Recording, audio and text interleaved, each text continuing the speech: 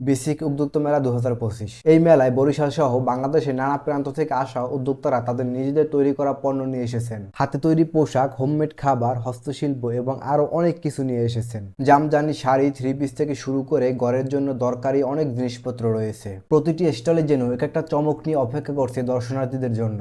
আজ 17 জানুয়ারি থেকে শুরু হয়েছে 10 দিন ব্যাপী এই মেলা, চলবে 26 জানুয়ারি পর্যন্ত। মেলার পুরো পরিবেশটাই জমজমাট, আর আজ শুক্রবার হওয়ায় মানুষের ভিড় অনেক বেশি। যতই সন্ধ্যা গড়িয়ে আসছে আর মানুষের ভিড় আস্তে আস্তে অনেক বাড়ছে।